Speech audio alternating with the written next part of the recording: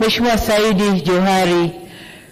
Hamza Said Johari, mwanasheria mkuu wa serikali, ndugu Baraka Leonard, katibu wa Bunge la Jamhuri ya Muungano wa Tanzania, Balozi Dr. Moses Kusiluka, katibu mkuu kiongozi Mheshimiwa Injinia Zena Said, katibu mkuu kiongozi wa Serikali ya Mapinduzi Zanzibar na katibu wa Baraza la Mapinduzi, waheshimiwa wakuu wa mikoa mliopo hapa, makatibu wakuu mliopo, wakuu wa vyombo vya ulinzi na usalama, waheshimiwa mabalozi na wakuu wa mashirika ya kimataifa, wa jumuiya za kidiplomasia, ndugu Emmanuel Tutuba, gavana wa Benki Kuu ya Tanzania, viongozi mbalimbali mliopo, waheshimiwa viongozi wetu wa dini, wageni wote waalikwa mliopo nasi, mabibi na mabwana, kazi na utu. Asanteni sana. Mheshimiwa Spika, naanza na wingi wa shukrani kwa Mwenyezi Mungu tujalia uzima na kutuwezesha kukutana hapa siku ya leo. Kwa mujibu wa ibara ya 91 ibara ndogo ya kwanza ya Katiba ya Jamhuri ya Muungano wa Tanzania, Rais wa Jamhuri ya Muungano wa Tanzania ana dhima ya kulifungua rasmi Bunge la Jamhuri ya Muungano wa Tanzania. Ni kwa msingi huo leo nipo hapa kulitumia Bunge ili kutimiza matakwa ya ibara hiyo.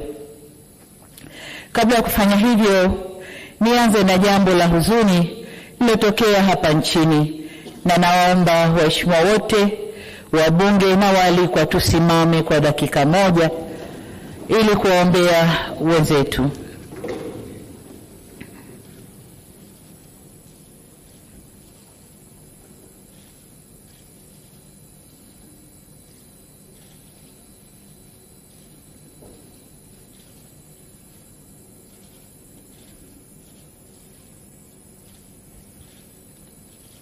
Waheshimiwa, tukae, tumwombe Mwenyezi Mungu aziweke roho za waliopoteza maisha kwenye vurugu zilizotokea tarehe 29 siku ya uchaguzi hapa nchini kwetu.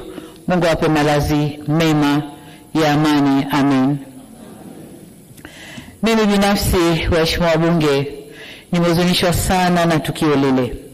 Natoa pole kwa familia zote zilizopoteza wapendwa wao, na tunaomba Mwenyezi Mungu kama tulivyoomba awapumzishe kwa amani.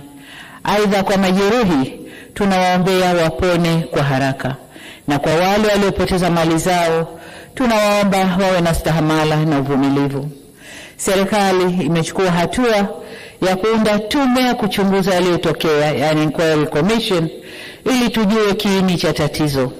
Taarifa hiyo itatuongoza kujielekeza kwenye mazungumzo ya kuleta maelewano na amani.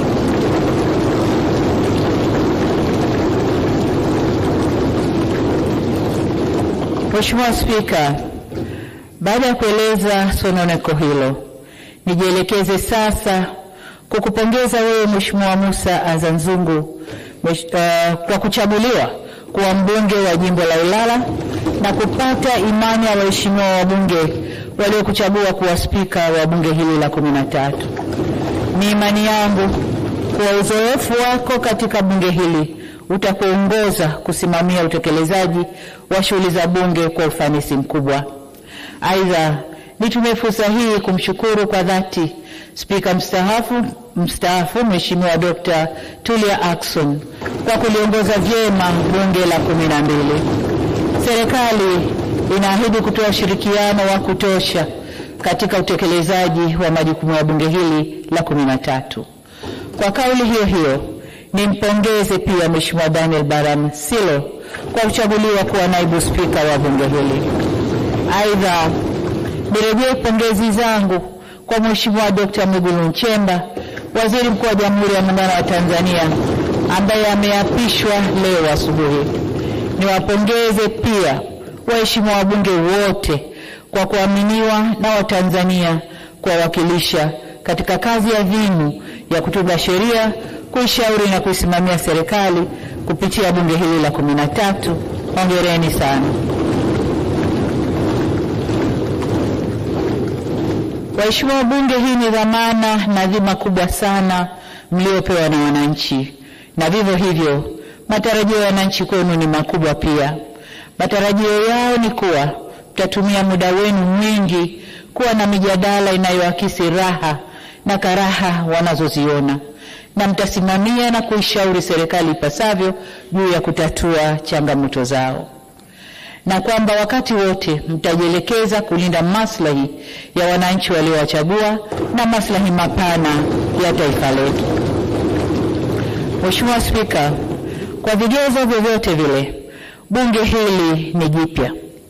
Takwimu zinaonyesha kuwa wabunge 223 kati ya wabunge 393 sawa na 56.7% ni wabunge wapya kabisa. Aidha, 45% ya wabunge wote ni wanawake. Wabunge wanawake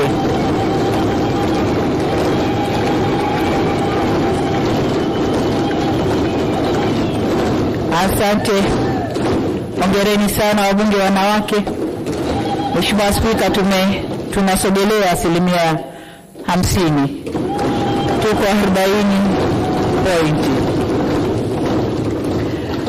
Wabunge wanawake waliogombea majimboni safari hii ni 36 ikilinganishwa na wabunge 21 katika bunge lililopita.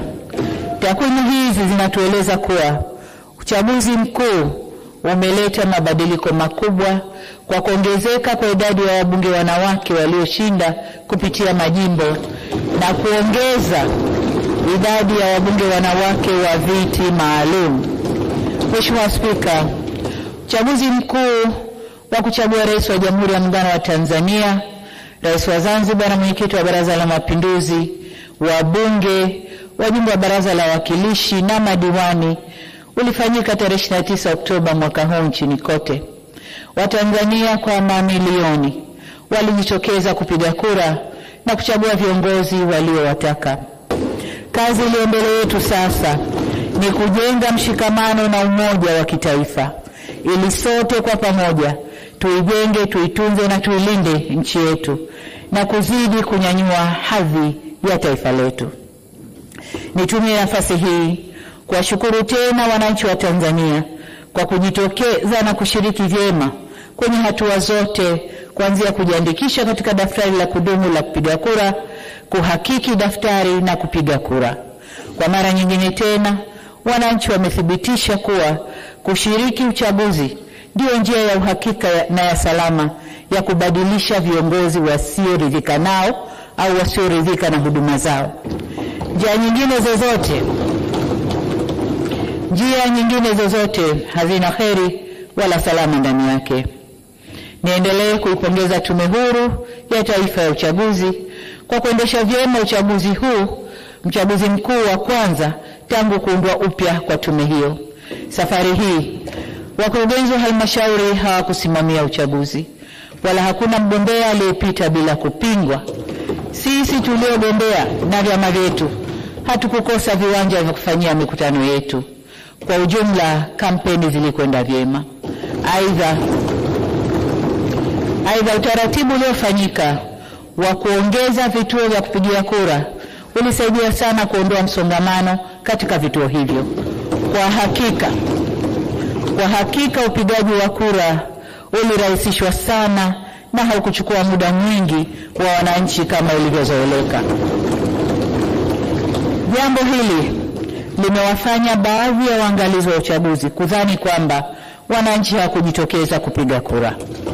Mheshimiwa Spika, pamoja na kuwa uchaguzi ulifanyika, kulitokeza vurugu za uvunjifu wa amani ambao ulisababisha uharibifu wa mali, kupoteza maisha na kuhatarisha usalama wa nchi.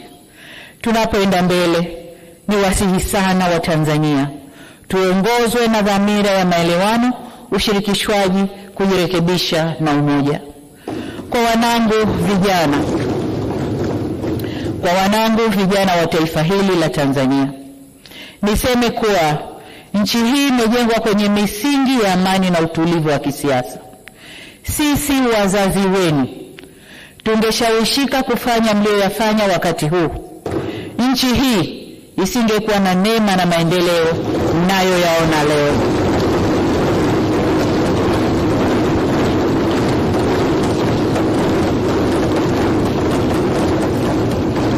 Mheshimiwa Spika, nataka nirudie hilo kwa wanangu vijana wa taifa la Tanzania. Sisi wazazi wenu, kama tungeyafanya mlioyafanya nyinyi, nchi hii isingekuwa na neema na maendeleo mnayoyaona leo.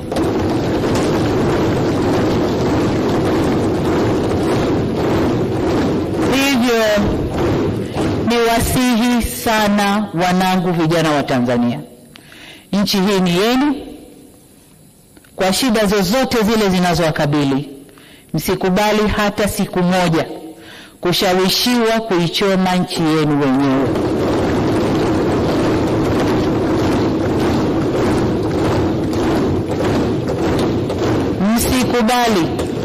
Msikubali kukata tawi la mti ambao mmeukalia. Msikubali kabisa. Hili nawaomba mlikatae kwa nguvu zenu zote.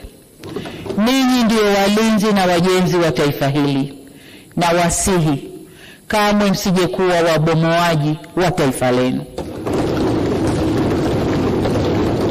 Mheshimiwa Spika, kuna wakati vijana hufuata mkumbo wa uhalifu kwa ushabiki. Ninatambua kwamba vijana wengi waliokamatwa na kushtakiwa kwa makosa ya uhaini hawakujua wanachokifanya. Nikiwa mama na mlezi wa taifa hili, ninavyoelekeza vyombo vya sheria na hasa ofisi ya mkurugenzi wa mashtaka kuangalia kiwango cha makosa yaliyofanywa na vijana wetu. Kwa wale ambao wanaonekana walifuata mkumbo na hawakudhamiria kufanya uhalifu, wawafutie makosa yao.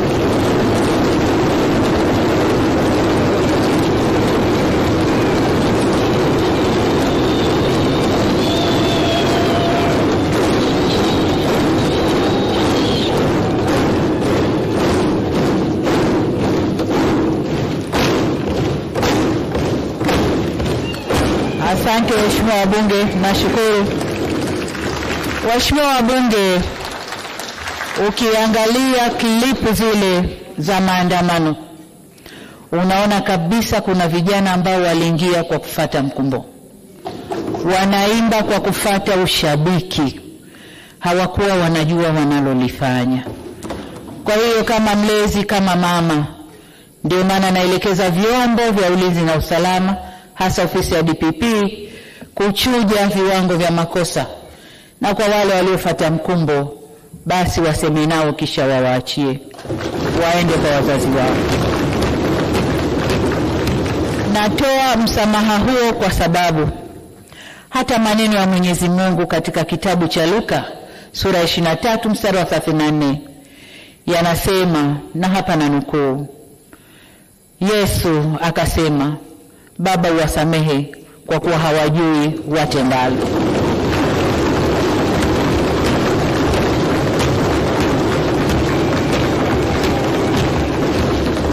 Ndugu zangu wa Tanzania, tujifunze kutokana na mapito yetu.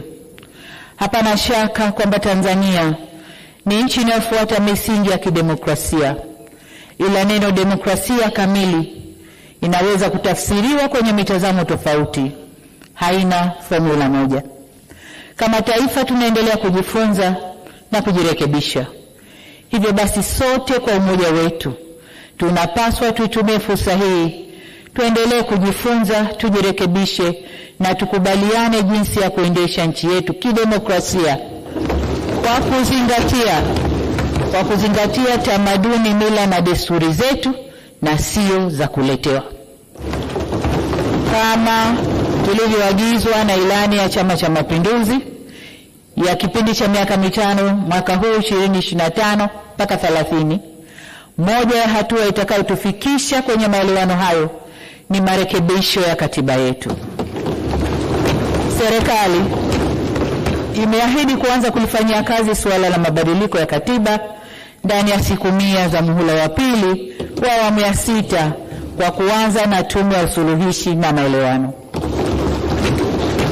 Mheshimiwa Spika, tunapozungumzia umoja wa kitaifa tunaongozwa na uwepo wa tunu ya muungano wetu. Hivyo basi, kuhudumisha, kuimarisha na kuenzi muungano wetu kutaendelea kuwa kipaumbele cha serikali tunayoiunda.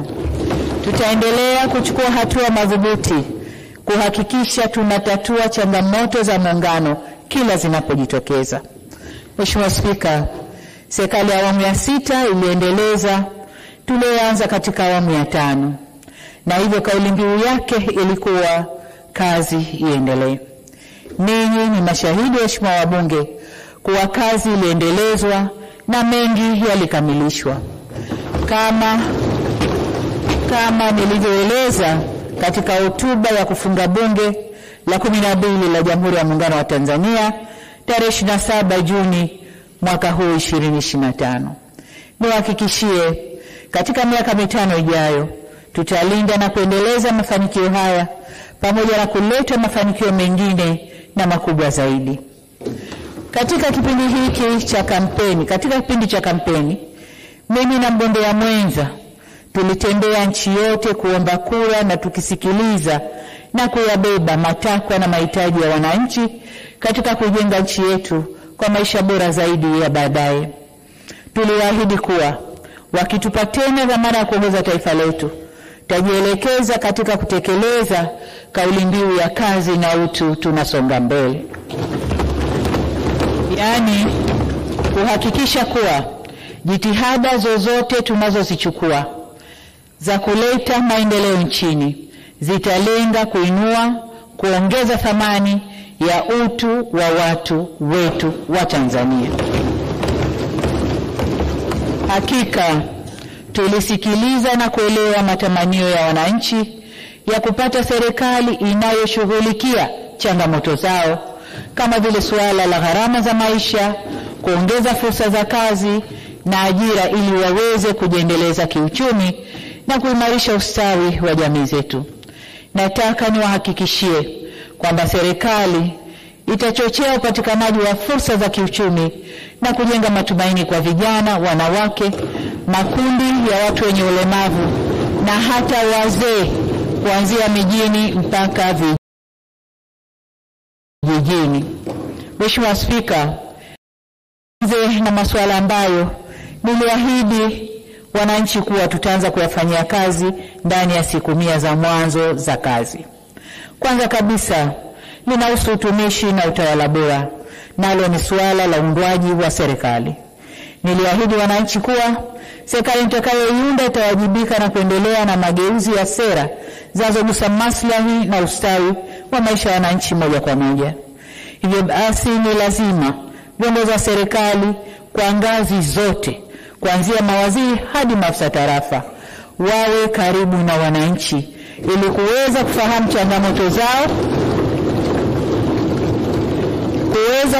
changamoto zao na kuwajibika kwao. Kwa kuwa ahadi tulizozitoa ni nyingi, matamanio ni mengi, matarajio ni makubwa na muda wa kuyatimiza haya ni mchache, tutaongeza kasi ya utekelezaji wa mipango ya serikali ili tuweze kufikia malengo tuliyojiwekea. Na yasema haya mapema kwa watendaji waliopo serikalini, na mnaona makatibu wakuu wako hapa, na wale nitakaowateua kwa ajili ya kujitayarisha kisaikolojia na kujipanga vyema kufanikisha malengo hayo. Wananchi wanahitaji mabadiliko chanya kwa maendeleo. Watendaji msipobadilika kuendana na matarajio ya wananchi, tutawabadilikia.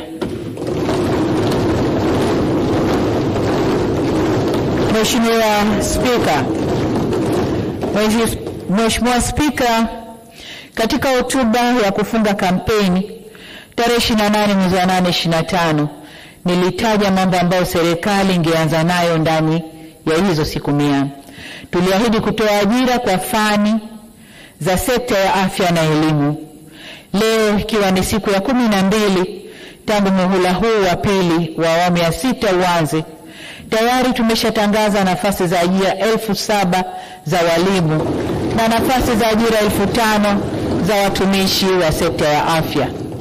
Hatua hii ni mwanzo wa kujibu kiu ya wananchi ya kuboresha huduma za afya na elimu. Katika hatua nyingine, tunajiandaa kuanza kwa majaribio bima ya afya kwa wote.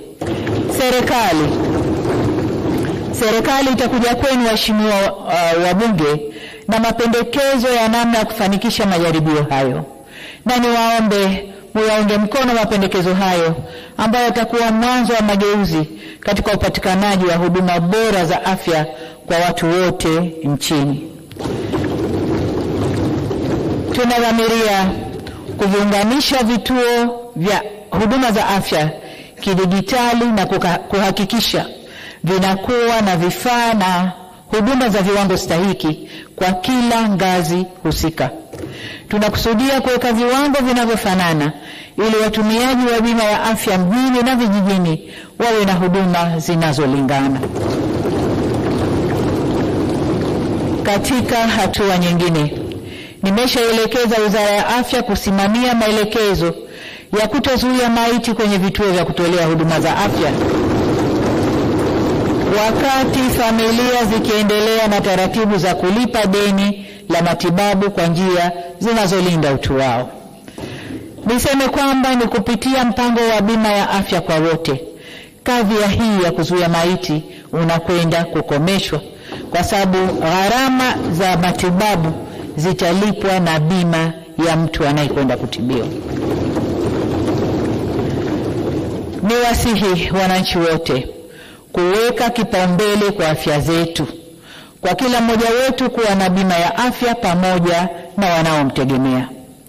Mheshimiwa Spika, ilani ya Chama cha Mapinduzi ya mwaka 2025-2030 imeahidi, na mimi nilitangaza ahadi hiyo, kuwa nitaunda tume ya kuanzisha mazungumzo ya maridhiano na upatanishi na kuandaa mazingira ya kuanza mchakato wa mabadiliko ya katiba. Hata hivyo, kutokana na uvunjifu wa amani uliotokea nchini, tunahitaji kwanza kufanya tathmini ya kina ili tujue kiini cha sababu ya kadhia hiyo, na ndipo tuunde tume ya maridhiano. Katika muhula wa kwanza wa awamu ya 6 tulikuja na falsafa ya R4 ili kuliunganisha taifa. Serikali ilionyesha utayari wakati wote kuleta maridhiano ili kwa pamoja tuweze kujenga na kulitunza taifa letu. Serikali ilinyoosha mkono na kuwavuta na kuwakaribisha vyama vya siasa, vyama vya kijamii, sekta binafsi na hata jumuiya za kimataifa ili kwa pamoja tuijenge Tanzania. Waheshimiwa wabunge, mkono huo wa urahimu ulileta matumaini kwa nchi kabla ya baadhi ya wadau kuamua kuuachilia au kuuputa mkono huo. Kwa kuwa wananchi wa Tanzania wamenipa ridhaa ya kuendelea kuongoza nchi hii, sitachoka kunyosha tena mkono wa maridhiano.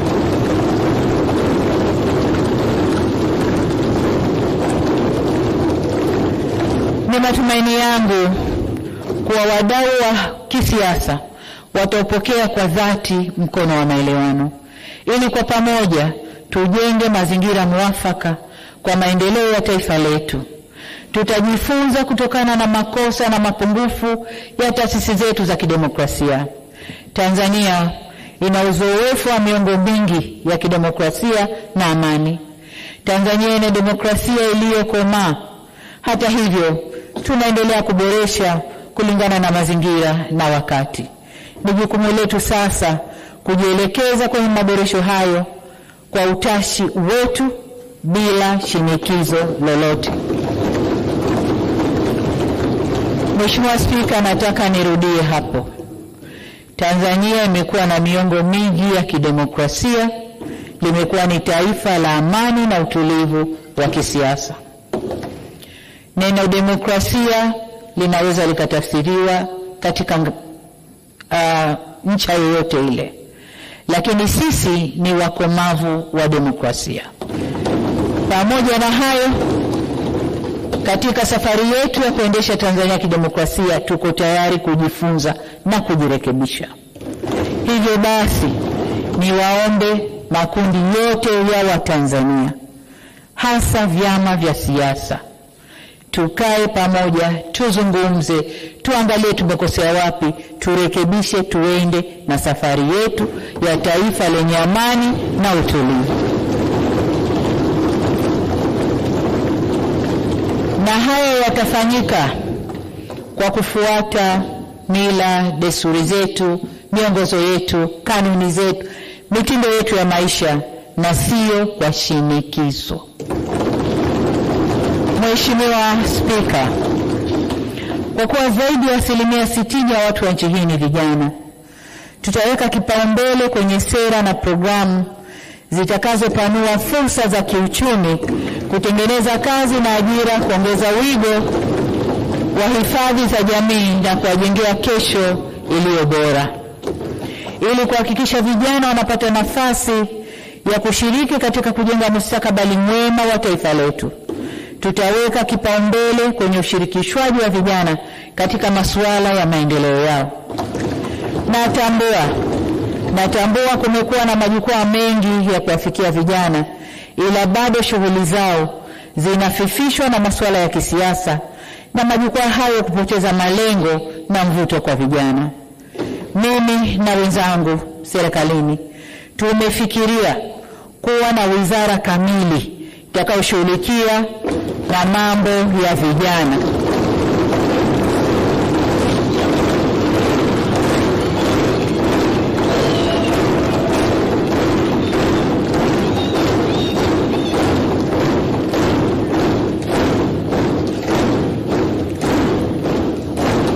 Asante sana waheshimiwa wabunge. Tumeamua kuwa na wizara kamili badala ya kuwa na idara ndani ya wizara yenye mambo mengi. Vile vile ninafikiria kuwa na washauri wa masuala ya vijana ndani ya ofisi ya Rais.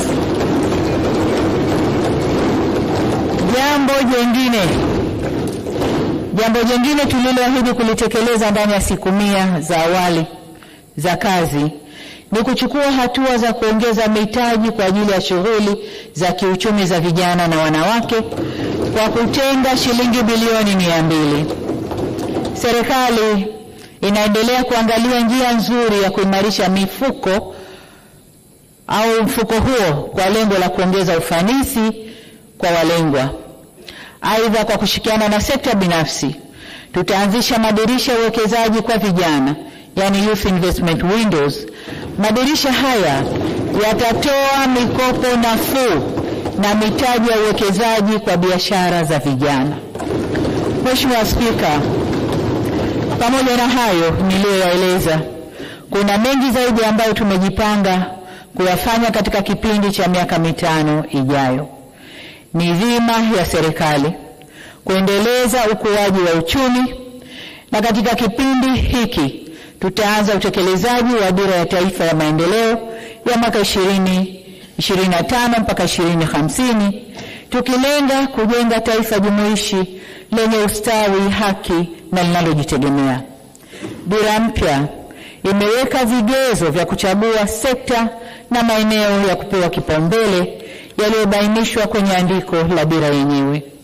Kati ya mikakati itakayofanywa kazi ni kuwekeza zaidi kwenye sekta zinazoajiri watu wengi, na miongoni mwa sekta hizo ni kilimo, utalii, viwanda, ujenzi na madini.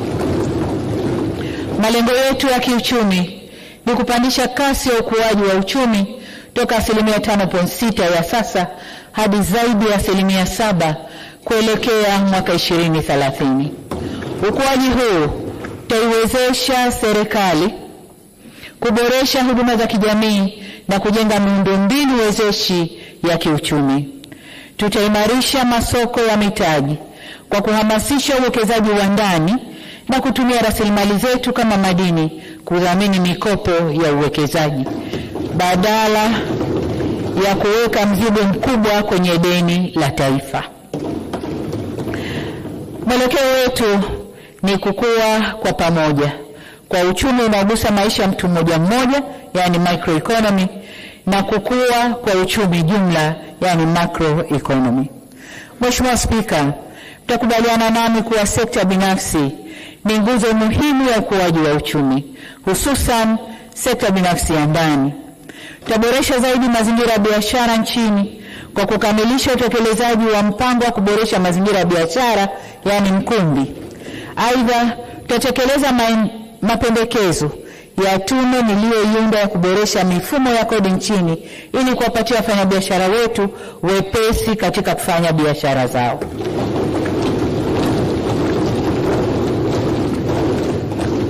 Tutaendelea kuweka nguvu zaidi kudhibiti mfumuko wa bei za bidhaa, ambayo ni hatua muhimu katika kupunguza gharama za maisha ya wananchi.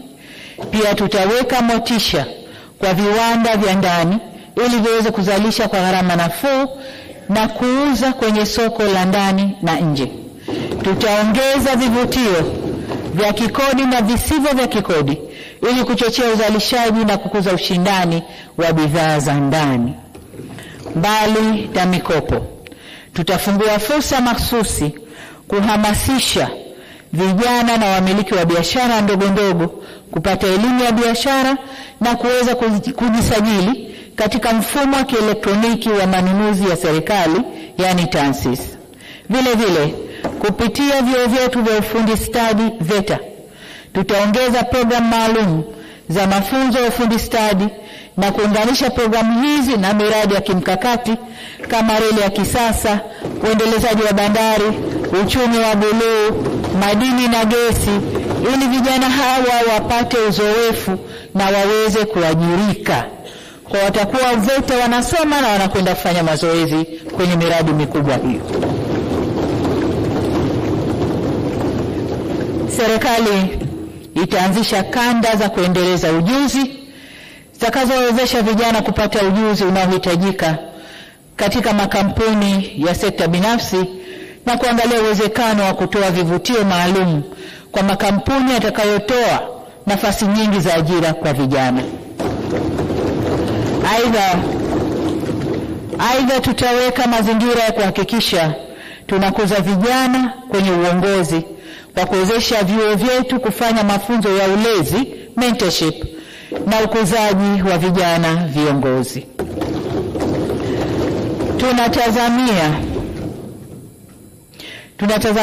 Tutaitazama mikopo ya 10% ya makusanyo ya halmashauri zetu ili kuboresha upatikanaji wa mikopo hiyo kwa walengwa.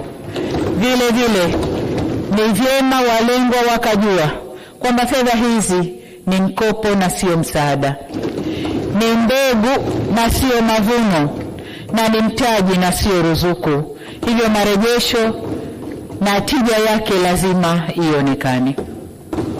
Matamanio yangu ni kuona ifikapo mwaka 2030 tuwe tumetengeneza wawekezaji vijana ambao watatoa ajira kwa vijana wenzao.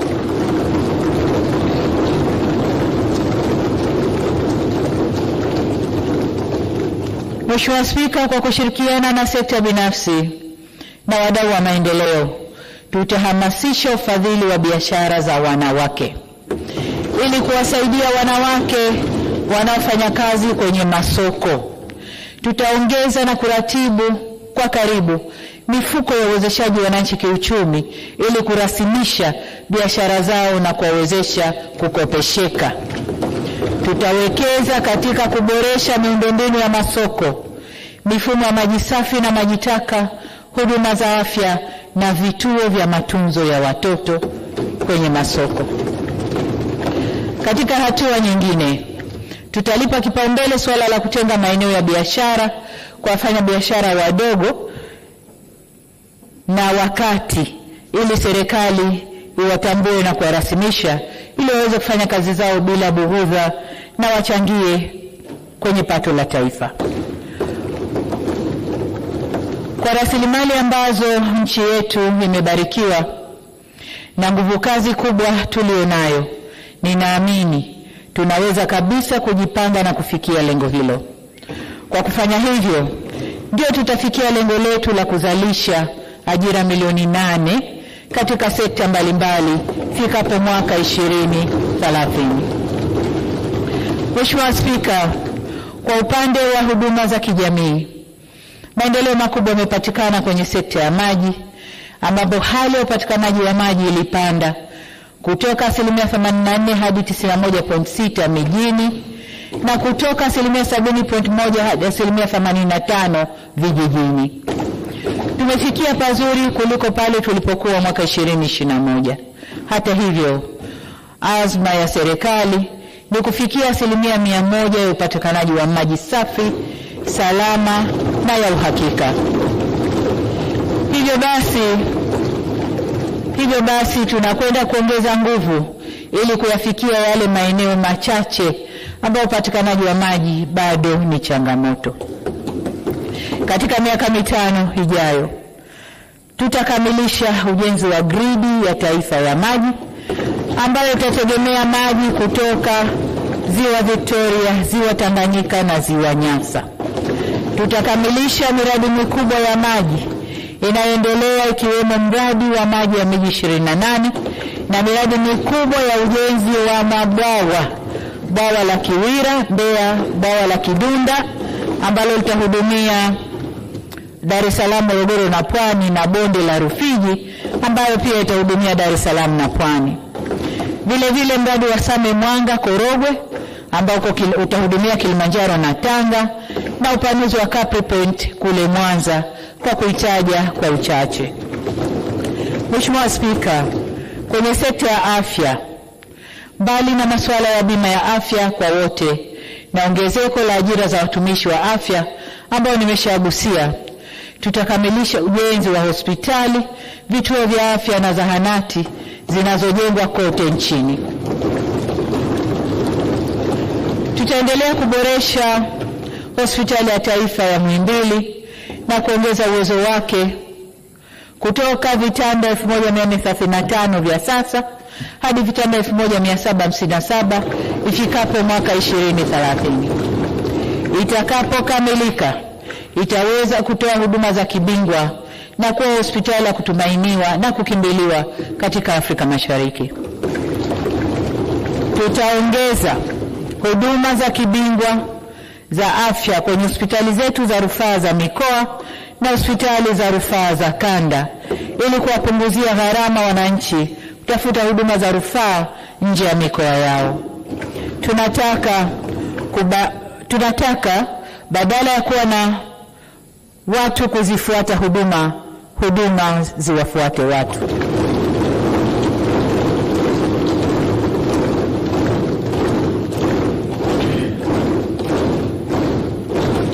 Mheshimiwa Spika, tutaendelea kuwekeza katika kujenga uwezo wa kukabiliana na magonjwa ya mlipuko. Tumejipanga kujenga hospitali moja kubwa ya kitaifa ya magonjwa ya mlipuko na tutaijenga kule mkoani Kagera. Vile vile tutajielekeza katika kuongeza uwezo wa uzalishaji wa dawa, vifaa tiba na vitendanishi ili kupunguza uagizaji na kupunguza gharama za matibabu. Katika hili tutavishirikisha viwanda vya ndani, tutavihakikishia viwanda vya ndani soko la uhakika kupitia Buhari ya Madawa MSD. Hali kadhalika tutakuza utafiti, utambuzi na utoaji wa ithibati wa dawa zetu za asili. Baada ya uwekezaji huu, tutajielekeza zaidi kwenye kinga, yani preventive medicine, tofauti na tulivyo sasa kujielekeza zaidi kwenye tiba. Aidha, serikali inatambua mchango wa sekta binafsi katika utoaji wa huduma za afya na ahadi yetu ni kuendeleza ushirikiano mkubwa na sekta binafsi. Mheshimiwa Spika, kwa upande wa sekta ya elimu, katika miaka 5 ijayo tunaanza utekelezaji kamili wa maboresho ya sera ya elimu inayosisitiza elimu ujuzi. Tutaendelea kuweka mkazo zaidi kwenye masomo ya sayansi na hisabati.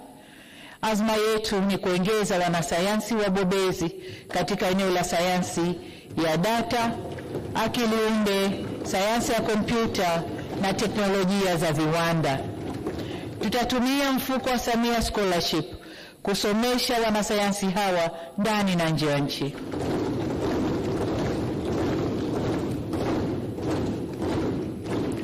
Jambo hili litakwenda sambamba na kukamilisha shule maalum za sekondari za wasichana za sayansi na zile za vipaji za wavulana katika kila mkoa. Ili kuhakikisha mitaala na silibasi zetu zinatekelezwa kikamilifu, tutaunganisha kwa njia ya kidijitali shule za vijijini na mijini ili kubadilishana uzoefu na taarifa. Kama tulivyoahidi wananchi, tutaongeza mikopo ya elimu ya juu, kwani kipindi hiki kwa mara ya kwanza katika historia ya nchi yetu tutakuwa na kampasi za vyuo vikuu kila mkoa. Vile vile tutasimamia mpango wetu wa kuhakikisha kila wilaya ina chuo cha VETA chenye vifaa stahiki vya mafunzo kwa vitendo. Mheshimiwa Spika, nilishagusia swala la kuongeza walimu. Pamoja na walimu, tunaenda kuwekeza zaidi pia kwenye miundombinu ya shule za awali, shule za msingi na shule za sekondari mpya, pamoja na kuongeza madarasa kwenye shule zilizopo. Tunapotekeleza maendeleo jumuishi, tutaendeleza jitihada tulizozianza za kuweka miundombinu na vifaa kwa wanafunzi wenye mahitaji maalum.